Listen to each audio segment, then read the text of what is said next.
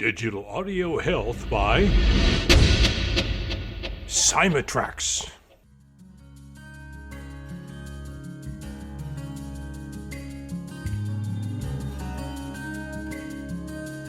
Welcome to the Rhonda Grant Show with your host, Rhonda Grant. If you believe that there is more to life than what you see right now, and you want to find out more, listen in as her guests share their journey and their extraordinary experiences. Now, here is your host, Rhonda Grant. Welcome to the Rhonda Grant Show. Sometimes the universe has a way of placing people or obstacles in your path to help guide and direct you on your mission. Listen in as we discover the path my guest has traveled. Has he been inspired by a calling, crafted his journey, or a bit of both? I invite you to embrace the conversation and to use it to help you to recognize if this is happening in your life. Our guest today is Dr. Joe Gallenberger, who is a clinical psychologist and expert in psychokinesis, PK, the ability to influence matter using the energy of directed consciousness. He teaches PK, energy healing, and manifestation in workshops, including his Inner Vegas Adventure, Monroe Institute's MC Squared program, and his Sync Creation home study course. His book, Inner Vegas, Creating Miracles, Abundance, and Health, reveals how mind energized by heart influences our reality. With his liquid luck meditation, people immediately reported success. His book, Liquid Luck, The Good Fortune Handbook, shares these extraordinary stories. He shows us that we can indeed be miracle workers in our own lives. Welcome to the Rhonda Grant Show, Joe. Thank you, Rhonda. My pleasure to be here today with you. I'm so pleased that you're on the show. Let our audience know a little bit about you and your background. Well, I've lived in the mountains of North Carolina in the United States. I got a degree in clinical psychology and was a therapist for about 30 years. But I've also worked for over 30 years at Monroe Institute with technology-aided meditation, exploring different states of consciousness. And over that time, I've developed kind of a specialty in the area of manifesting, what we call psychokinesis, energy healing, those type of areas where we're using our high spirit energies to affect things in the physical. Mm-hmm. And so you're also have trained people in psychokinesis. Can you talk about that? Yeah, so we change psychokinesis usually to the shorthand PK, and it's the same as TK, which is telekinesis. And many people say affecting matter with your mind. I don't like that definition too much. For me, the mind is like the steering wheel of a car. It would set direction, intention of where you want to go, but the car goes nowhere without gas. And the gas we use is the energy of unconditional love as the best fuel, that we move that energy through the heart. And with that are able to affect matter and reality. So what we mean is we get seed growth of 1.5 inches long, roots in 2 minutes, holding seeds in our hand, lighting light bulbs with our energy, rolling Dyson patterns, affecting slot machines, bending metal, like you see the metal bending and spoon bending things sometimes, and both in laboratory settings, and then also, which is often what we call micro PK, they study, and then also things like the metal bending, that would be macro PK. And I've wanted to see how that relates to manifesting things in your life and energy healing, because I think they're the same energies. PK just happens to be easier to study in the lab and give you faster feedback. So if I get in the right energy and I intend to bend the metal spoon, it happens within seconds. Where if in life you want to manifest the best job, it may take a while for that to come together for you. So it's nice to have the fast feedback. And in fact, the fastest feedback I've found is the casinos of Las Vegas. So Yes. I've 99 workshops out there where we use dice and slot machines. And we have results like on roulette that were 1.6 billion to one by chance, a couple of 100 million to one by chance on slot machines. So we get good feedback and good verification statistically that we're not just making this all up, that you can affect reality. Oh, yes. And when I was reading Inner Vegas, I was remembering my days that I was at the casino, and I would notice that I would do really well. And then my husband would come over to see how I was doing. And his energy just seemed to affect the machines. And so it got to the point where I said, you stay away. I'll come and report to you how I'm doing. Because I had figured it out instinctively that if I had a positive attitude and energy, that I just seemed to do well in the slot machines. And even if somebody beside me was, not being very, they weren't doing well and they were, having attitudes around that or emotions around that, that I'd actually have to leave my machine and go somewhere else. Can you speak to that? Yeah, Rhonda, I think you're correct. What we do in training, I have a home study course also called Sync Creation to study this at home, but we're aiming for, from a place of feeling like, from my point of view, that we are designed to be unlimited energy beings, getting our energy in unlimited quantity and quality directly from source, however you define that, God or what have you. Yeah. Yeah. Now, most of us don't have that connection, and so we're energy starved and we get our energy from other people instead. And when we do that, then we're vulnerable to be manipulated or affected by their energy.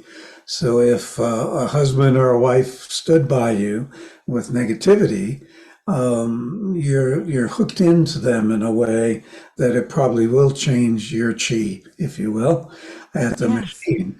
But if you were connected directly to source, then either you would change them, they would never show up, they would bounce off if you were there, or they would join you in the very high energy, but you would keep your energy state going. So I wanted not to be able to just heal people when I was in an ashram or something. I wanted to be able to heal people on a subway or on a plane with the crying baby and bad turbulence and half the plane in fear of crashing. Yes. So that's one of the things I think that is missing in books like The Secret or the movie is, they talk about visualizing, which is great, but not about what might limit our energy coming into us. And to me, you have to look at your beliefs and your energy pretty strongly. So our cultures say things like nothing good comes easy, no pain, no gain. Then healing cannot be instant if you believe those things. Mm-hmm. Um, and so a lot of it is, it's a free choice universe, in my opinion, and we are highly creative. But if we're creating through a network of beliefs that are non-enhancing of our full power, or emotions that are non-enhancing, then we're going to have a challenge. So we're aiming at deep gratitude, appreciation, joy, compassion, very high emotional states, as well as very empowering beliefs. And within that, we get these high creative acts that we see in psychokinesis or in healing. Does that make sense, Rhonda? Well, it certainly does. And I was thinking back to those times and I was thinking he probably lost his $100 and was coming to see how I was. So he might not have had really good energy. And at the time I would have been affected because do you think that it's a growth thing? Like you, as you said, you give courses at the Monroe Institute. And so do you teach people how to protect their energy and to protect it, but also to use it in the best way possible? Yeah, there would be a level. Some people are very psychic or empathic, and they have not learned basic protection. Mm-hmm. Um, the thing that would hook you into people is trying to be the good girl, the good boy, the bad boy, the rescuer, the mess, some role, and that's to get energy, like I mentioned. So part of the protection at a higher level is the best defense is none. You're not really learning protection, but you're Right. in this amazing flow of very high, beautiful energy, nearly continuously. Even if your dog or cat died and you're in grief, you're still in a flow of tremendous love and compassion, Mm-hmm. and that's highly protective in and of itself. If you move into fear, then you begin to resonate with other people's lower energies and the culture's lower energies. So, Mm-hmm. Rhonda, I have a phrase on my wall here. It says, "Fear is expensive, love is priceless. Choose wisely," Oh, because I think it's extremely important uh, to not be tempted to move into fear. Some people have said fear is a prayer for what you do not want, and yet, as a culture, where they're whipping up fears a lot for us nowadays. So yes, the Monroe Institute, when I teach up there, as well as my own courses, home study, my right. meditations, I have about 8 or 10 download meditations that are about 30 minutes long each. They're designed to relax you quickly through the brainwave technology, open your heart, and move you into high spiritual states quickly, so you're connected with the kinds of energies we're talking about. And you can train yourself that way. And so initially, we may talk about strengthening your aura, forming Yes. a wall of energy around you. Some people put that in verbal terms like I surround myself with the white light of Buddha or Christ. Mm-hmm. Nothing good can come to me or go from me. Those are verbal descriptions of that boundary. But at the highest level, you're filling yourself with such gratitude and love, and like attracts like, that you tend to attract the your husband coming over to the machine when he's won. And not thinking in his own mind, gee, it's not a good idea to go over right now when I lost. Maybe I should have a cup of coffee or go outside for a while. So Yeah. you begin to influence, even without your conscious awareness, of who comes to you and when they come and what mood they're in when they do. Um, and and then you're in a place where you're still interacting with people who are struggling, but from a place where you have amazing compassion and you're Yes. solid in your base. So you're not having to rely on primitive philosophies like, well, whatever they are having, they must deserve it, or they Yeah. must be karma, or the world is all suffering, and what we need to do is detach, or heaven is somewhere else, or different cultural phrases. But rather, you can see everything and be very present in the present moment and feel things deeply, but from an atmosphere of such compassion flow that you're not rocked by all that cultural drama, if you will. Mm-hmm. And one of the things that I've heard quite a bit, and I really didn't understand it when I heard, it's a long way from the brain to the heart. And we spend most of our life not in touch with our heart, because our brain is running the show, right? Or the roommate that's, your conversation that you're having, with the roommate in your head. And so I don't know. I guess Heart Math teaches it. I have not looked at their courses yet, but I found my heart and the expansiveness of it during meditation. Mhm. Yes, So, there's many roads. People find it through service. through So they service. may be teaching handicapped children to swim, and Oh, as the children meet them the second or third week and hug them around the legs with a big smile or whatever it is, they may find their heart opening.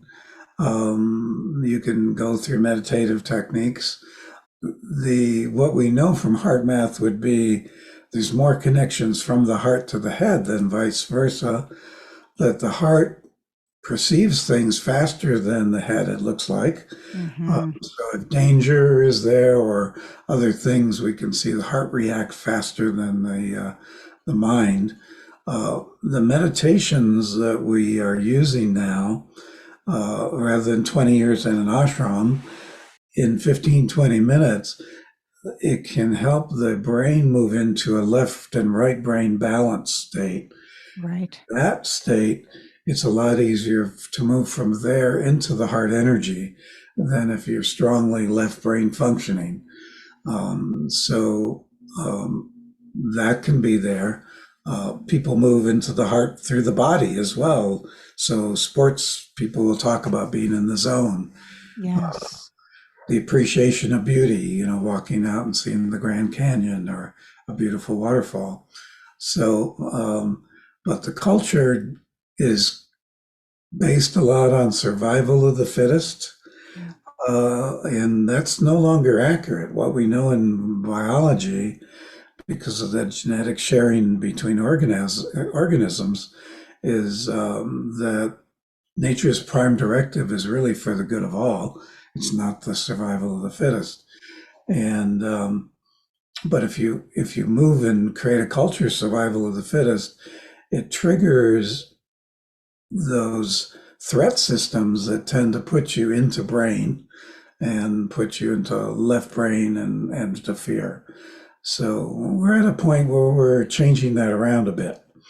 And people that are very, traveling between worlds, like Bob Monroe, who founded the Monroe Institute. Yes. He valued the left brain very strongly. There's many places in the universe where our ability to count and do contrasts and polarities and all these left brain things is considered amazing magic. Okay.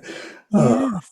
And to navigate through the limits of the illusions of time and space.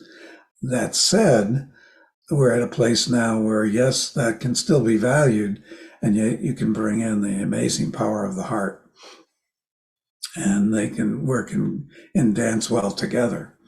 So we're not looking at becoming all just airy-fairy or fuzzy-wuzzy as different places. That way, snowflake is a United States phrase for some of that in a pejorative way, but rather very discerning, very much attuned to reality, but at the same time, seeing the joy of our own creativity and seeing the power of our heart. Mm-hmm. And, you said something that always makes me smile is magic.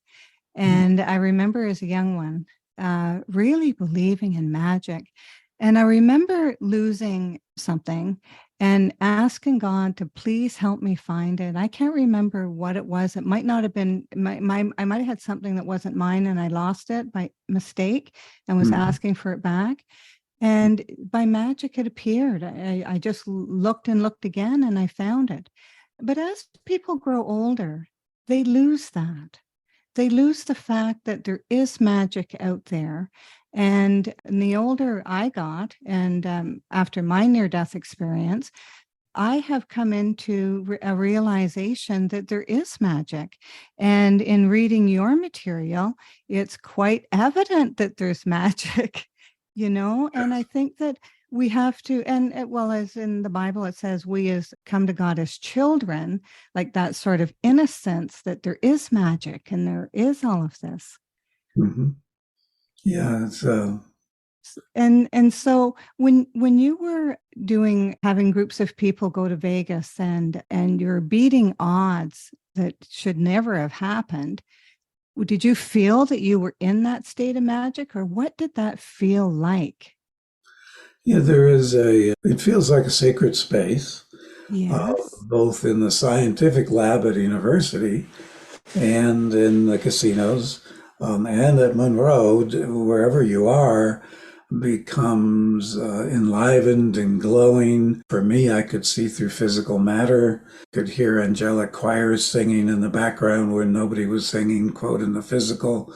Right. Lots of different things, what we would call time distortions, where it would seem that dice would be rolled on top of the table, just rolling over slowly, and I could go to the bathroom, come back, they'd still be in the air, kind of a feeling. Yes. And with that, then in the thy will be done way, to be able to create exactly what you wanted.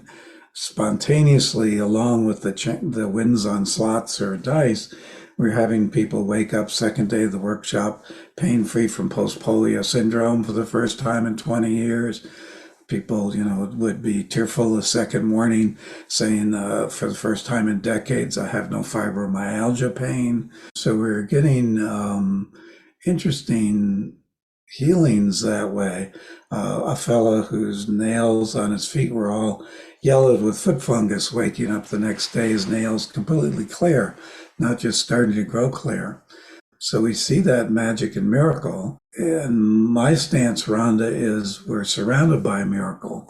If you look at the miracle of the human hand and everything it can do, from brain surgery to flipping the bird, from sublime to ridiculous.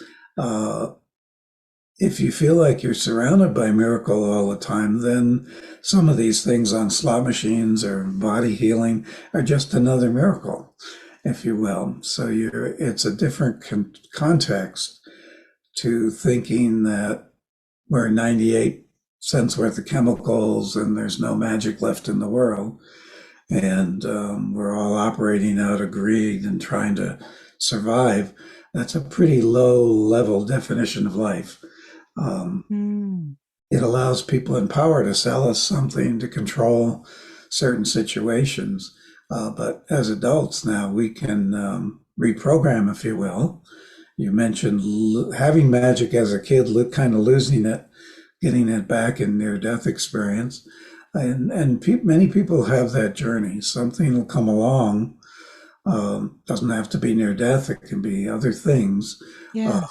Going into retirement, having somebody else have a health crisis, who knows? But it brings them back in touch with how much more they are than their physical bodies, and the magic begins to activate again. And so we see a lot of people at Monroe Institute who come back in their 40s, 50s, 60s, who say, I've kind of raised my family, made my money or whatever, but now what else is really here? And they begin to discover all this magical area, if you will. It's just fascinating. Why do you think that people had changed overnight and had a healing? Do you believe it's because during the activity at throwing dice that they were vibrating at such a high level that healing took place? Because I know that there is like Reiki and things like that help people to heal parts of their body. Do you think it was that? Like, what would have it been? The high energy is definitely our part. What happens is the dice are very good at a couple of things because we have money out there. People really pay attention. And it might even be 50 cents, but if it's your money or whatever you're doing is going to affect other people's money, people are very motivated to pay attention and to be kind of more impeccable. So when I say, okay, I want you to open your hearts and move into gratitude, ground to the earth strongly, be in the present moment, be one with all, and be connected to spirit. When we move into that, the dice roll beautifully and we get rewarded with money. If you go into greed, fear, ego, the money gets withdrawn. So that's the feedback system.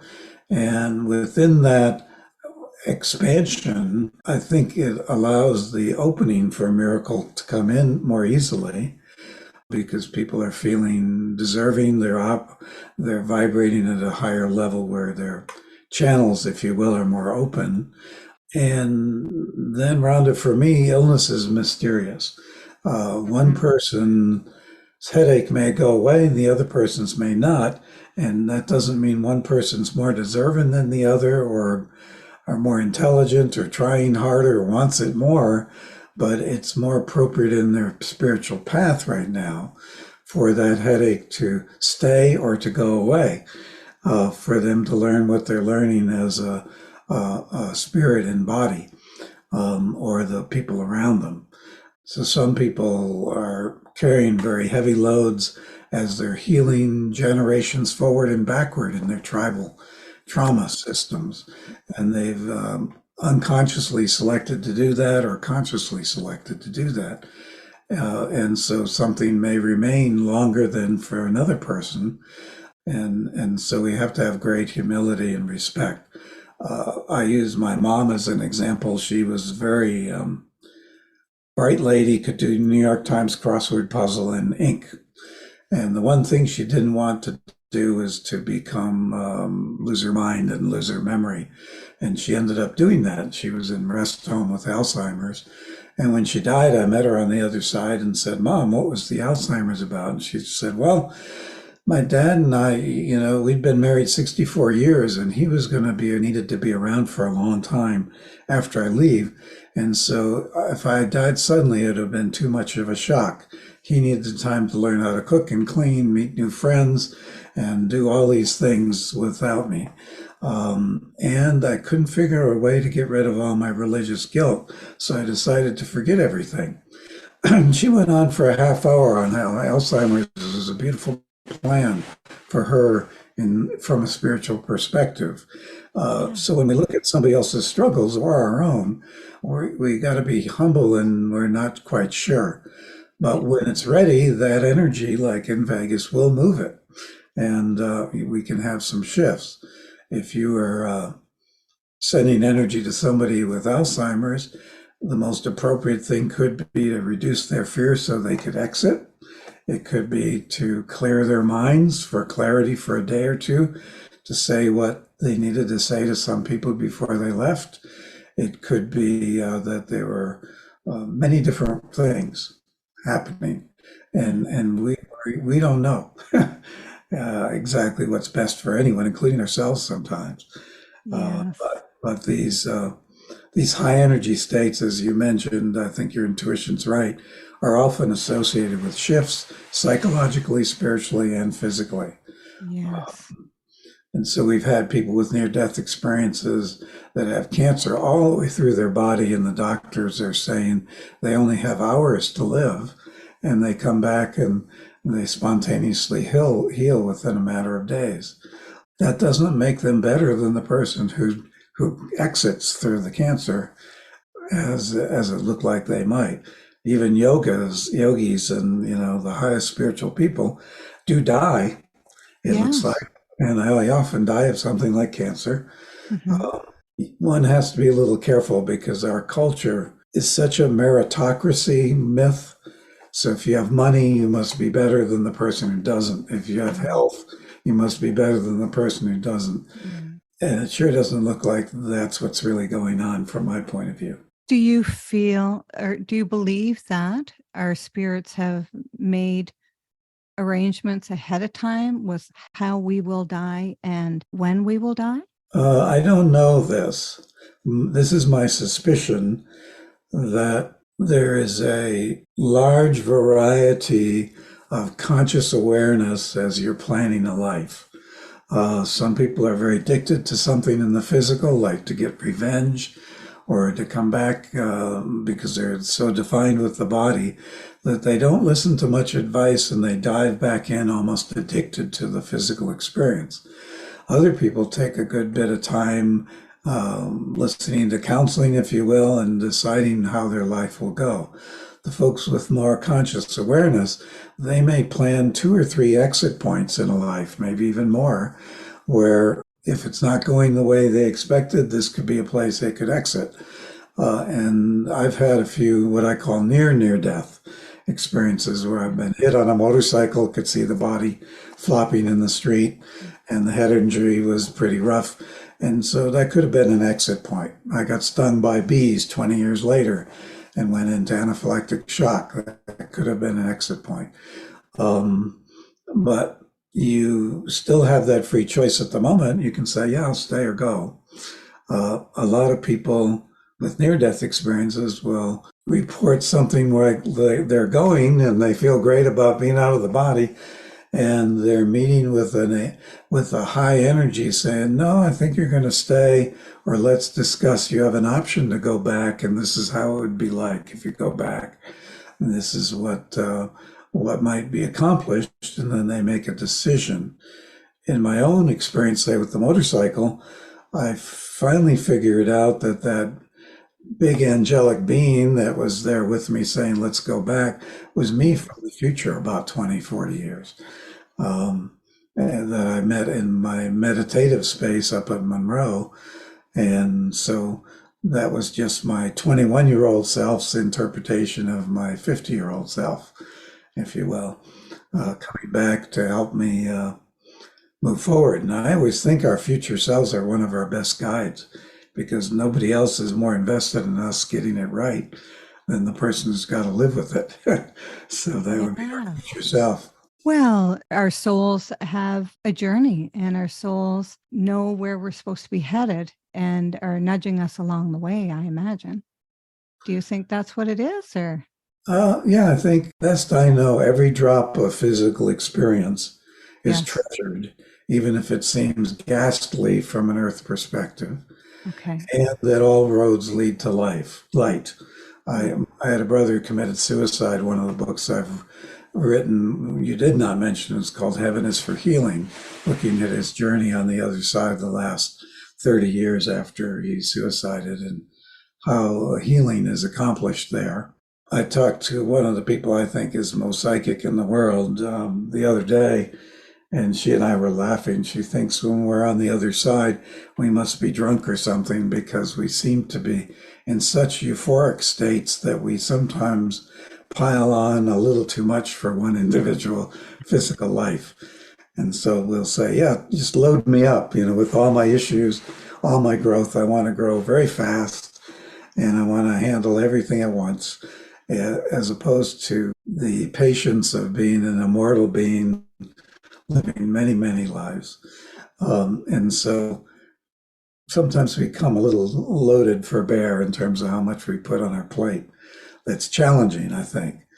And then we may say, okay, after all of that, the next time I just want to be a dirt poor fisherman on the coast somewhere with a boat only big enough for myself. It doesn't matter if it leaks, but I want a simple life where I can be happy. And we may have a life like that to kind of rest up a little bit. So I think some of it is planned, but we always have free choice. We can change contracts. We can shift the time we may have thought this would be our exit point, depending on circumstances, because the person in body, when we're in body, even if we have a higher self with hundreds of lives, if we have angels watching, whatever it is, I think even if you want to use the term God, there's deep respect for us in our choicefulness while we're in physical embodiment here, as well as deep respect for any choice we make in spirit. And so we can choose to be pretty stupid and to, be driving tired and not see the child as they cross the street in front of us, and the child gets hit and we have to deal with the consequences lifelong. So, we're making choices continually as human beings with limited information. With my daughters, I had 3 of them. If they said, Dad, can I go to the party? I don't know if when they're in the party, they're going to get hurt in some very bad way, or if they don't go. And so I make it a choice, and then I got to live with it. Sometimes even harder to live with the choices we make for others when they're children, their own choices. Yeah. So I give people like 1,000 points just becoming human. It takes great courage to be here, making choices with limited information. But if we move into these states of love flow we've talked about today, to me, usually what will happen is life gets to be much more like a paradise on earth for us individually here. And our compassion opens, and we're much more powerfully able to positively influence folks where it doesn't seem to be going so well on the surface. just a wonderful conversation. It's not an easy conversation that we're having, but it's just wonderful. Thank you so much. My Uh, pleasure. when when you spoke about meeting your mom Mhm. when she had passed, was that a soul to soul meeting, a spirit to spirit? Did you leave your body to do that? What was that like? There are terrific differences. Like my brother usually doesn't like to appear in body, his old body. He's more of a highest essence to highest essence. Okay. My mother, given she had just died an hour or two beforehand, it was very much like meeting her with her perception of her being in a tender, loving care hospital type facility of great Yes. light, but laying down and resting. The first thing, sometimes I'll hear from her like it was a landline phone clear in your head going, oh, your dad's going to die soon. And it's no big deal. Before my dad died, an announcement by hers. Other times I would feel like I've left my physical body here. The night she died, I felt I was here in my body. I put on some meditation music and lit a candle and felt her presence was with me, or her and I were both in the same vibratory state, if you will, when I had Yes. that conversation about the Alzheimer's. And other times within that, say, all of a sudden I felt the radiation of her father come in and the amazing love that they had, and was kind of blown away by the love they felt with each other. Yeah. And then another part of me was a little boy saying, just lost my mommy. Mm, And calling in my own angels to kind of console me. right. So part of me would be in ecstasy, part of me would be in bereavement and grief. So it gets pretty complicated, I think. We're fair, Yes. we're It- fairly multidimensional, and so a lot of people coming through Monroe become aware of themselves in 5 different dimensions at one time, in body very strongly, yeah. at the same time another part out of body healing somebody on another continent or in another time space place. Mm. So Well, question of where am I gets to be complicated. yeah. Well, thank you very much for talking about that, because there is a lot of different ways that we can feel spirit and feel others. And sometimes we question it because we're not quite sure that what it is. And what I ended up doing, and I don't know if you do this, Joe, is I write in a journal when I get a feeling that something that I feel is coming over me that's going to happen. And I keep track of it because and it used to be be once a week, and now it's a few times a day. And so I always have my journal open. So yes, I've got to write that down because I want to know what the outcome is. And all of these things can be different, come to you in a different way. And so I'm really glad that you talked about that, because not a lot of people talk about that. And people who are gifted like you are and have these special abilities, there's hardly anybody to talk to about them, because there's a lot of people that don't have them and say, oh, yeah, once or twice I've had some intuition. But it is really difficult to find a group of same minds Yeah, that you can say, I've had this experience, and find out if they did. But it serves as a confirmation to keep your feet on the ground, because it's really easy not stay grounded when you're having these types of feelings. You're listening to the Rhonda Grant Show right now, whose podcast has been treated with digital audio health by my sponsor, Psychokinesis. And I'm speaking today with Joe Gallenberger. How many people reach out to you and connect with you, especially with these courses that you're giving? no, thank you, Rhonda. Yeah, one easy way is just to Google Liquid Luck, which is the name of one of my books, and my books and my website will come up. The website itself is actually a little bit of a complicated word. It's called Sync Creation, which is like the word synchronize, SYNC, and then the word creation, CREATION. So two C's in the middle, synccreation.com. That will take you to my main website. And on top there's my home study course by the same name, Sync Creation. There's the workshops and a tab for products with these other meditations and books. I've written the book Inner Vegas, the book Liquid Luck, the book Heaven is for Healing, and they're available on Audible and Kindle, as well as written in Amazon. And on my website, you can get, the signed copies. The home study course, Sync Creation, I'm really pleased to announce 2 weeks ago came out in a digital version. So we've sold 50 of them in the last week or two to Kuala Lumpur and Singapore and El Salvador, Saudi Arabia, all through Europe, places where people were not looking forward to having me have to mail them something. But the classic version of Sync Creation is still available as well. So on the website to Sync Creation is a lot of free articles under previous articles about how to do psychokinesis and energy healing, manifestation work from the kind of perspectives we're mentioning, because I really like to get the word out. When people say, well, where do you start? That's a lot of stuff.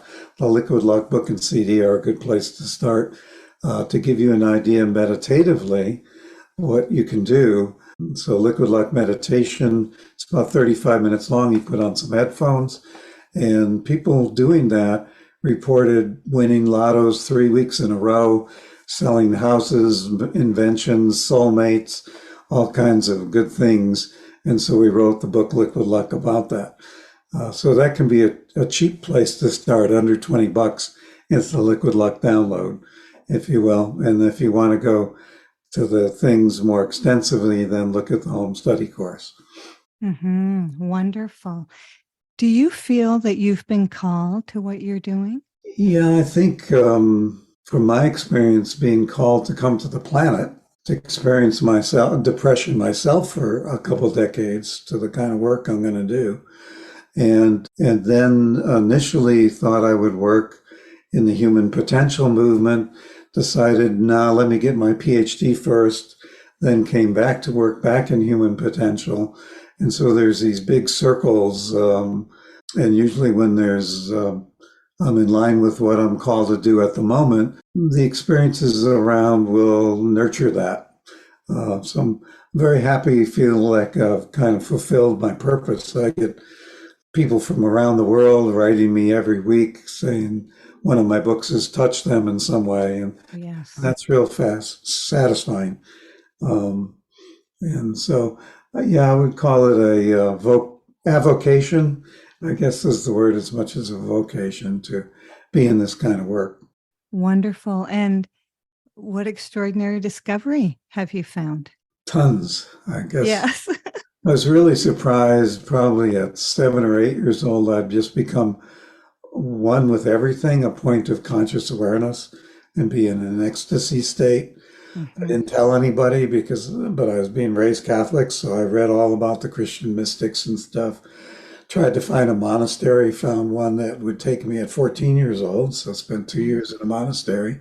And I've been continuing over all these years to marvel at the resilience of the human spirit and the amazingness of who we are as humans when we move into love, when we move away from fear.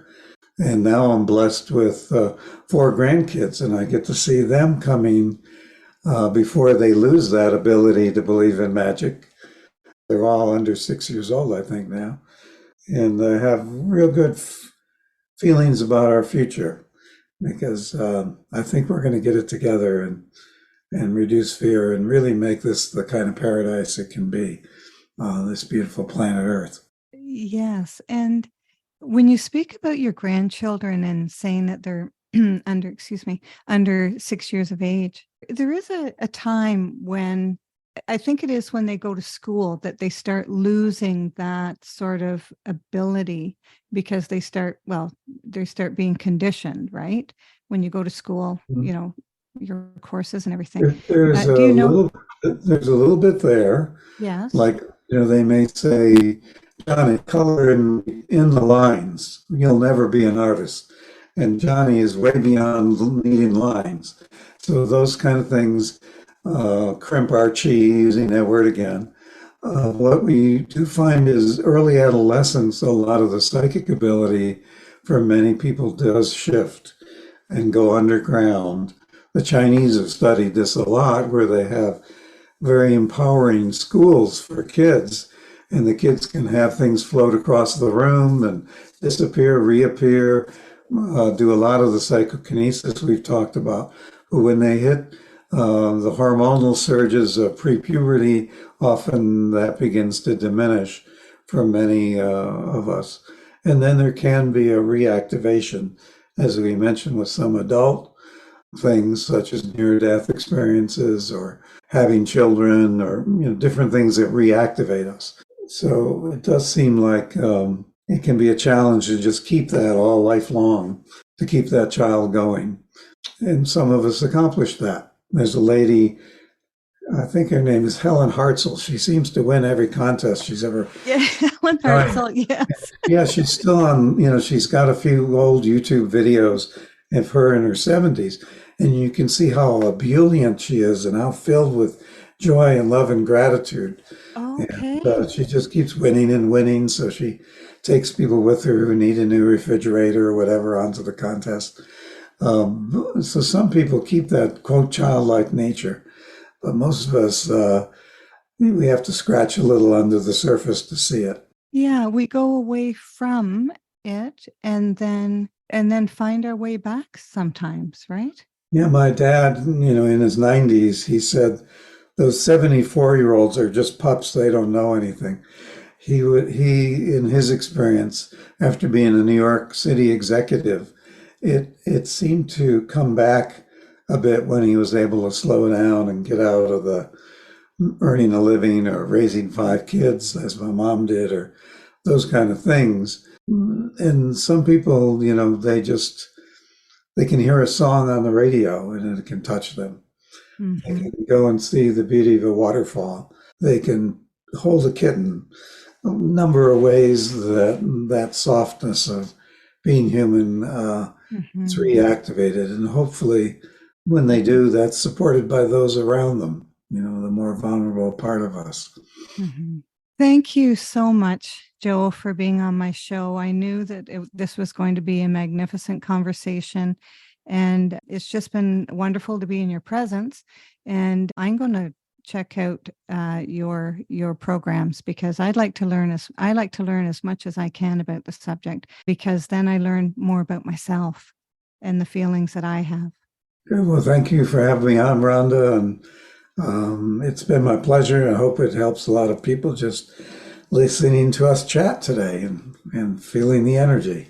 Yes, I bet you that it does. Thank you so much.